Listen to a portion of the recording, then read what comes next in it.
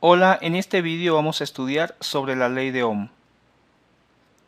La ley de Ohm expresa la relación que existe entre el voltaje, que vamos a definir con V, la corriente eléctrica, que vamos a representar con I, y la resistencia, que vamos a representar con R, en un circuito eléctrico de corriente directa.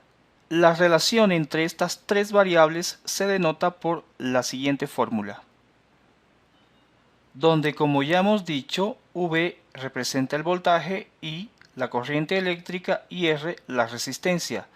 Esta fórmula la utilizamos si queremos hallar directamente el voltaje cuando tenemos la intensidad de la corriente y la resistencia. Si queremos determinar la intensidad de corriente, la despejamos de aquí y nos queda que esta es igual al voltaje partido la resistencia. De igual modo, si queremos determinar la resistencia, también la despejamos y nos queda que la resistencia va a ser igual al voltaje partido la intensidad de corriente. Las unidades en el sistema internacional para estas variables son voltios para el voltaje, amperios para la corriente eléctrica y ohmios para la resistencia. Ahora vamos a resolver ejercicios para determinar cada una de las variables involucradas en la ley de Ohm. El ejemplo 1 dice, de acuerdo al circuito, ¿cuánta corriente produciría un voltaje aplicado de 12 voltios a través de una resistencia de 4 ohmios? Notamos en el enunciado que nos preguntan es por la corriente eléctrica. Luego tenemos que utilizar la fórmula cuando la corriente está despejada. Aplicando esto tenemos que la intensidad de corriente eléctrica es igual, ya despejada, al voltaje partido resistencia. Ahora vamos a sustituir los valores. La intensidad de corriente eléctrica será igual. Según el enunciado tenemos que el voltaje es 12 voltios. Esto partido la resistencia, que son 4 ohmios. El símbolo de ohmio es la letra omega. Si resolvemos, luego tenemos que la intensidad de corriente eléctrica va a ser igual. 12 dividido 4 es igual a 3. Y nos quedan unidades en amperios. Luego, este primer ejemplo es cuando queremos determinar la intensidad de corriente eléctrica. El ejemplo 2 nos dice, de acuerdo al diagrama, cuál es la resistencia que, si se le aplica un voltaje de 72 voltios, produciría una corriente de 6 amperios. Ahora, lo que nos preguntan es la resistencia. Tomamos esta expresión donde ella está despejada. De esto tenemos que la resistencia es igual al voltaje partido la intensidad de corriente eléctrica. Si sustituimos los valores conocidos, tenemos que la resistencia va a ser el voltaje, según el enunciado y el gráfico o diagrama, es de 72 voltios. Esto partido la intensidad de corriente eléctrica, que es de 6 amperios.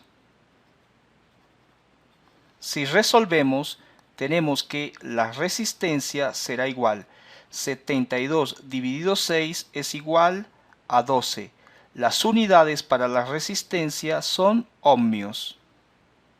Luego, esta es la expresión que tomamos para cuando se nos pide en un ejercicio de esta naturaleza la resistencia. Finalmente, el ejemplo 3 dice, si el foco del circuito en el diagrama tiene una resistencia de 100 ohmios y una corriente de 800 miliamperios, ¿cuál será el voltaje producido por la fuente?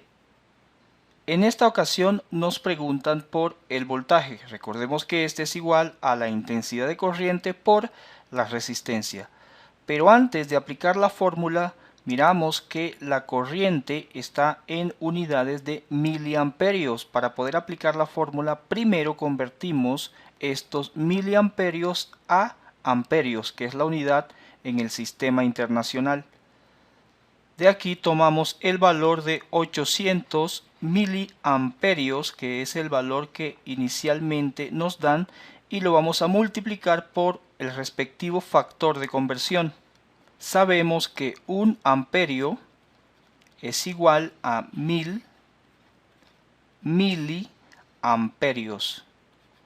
Al cancelar unidades de miliamperios y miliamperios, obtenemos que esto es igual, dividimos 800 entre 1000, es equivalente a 0,8, y las unidades que nos quedan ya son amperios, las cuales podemos ya utilizar en la fórmula, la cual se conoce como voltaje es igual a la intensidad de corriente eléctrica multiplicado por la resistencia.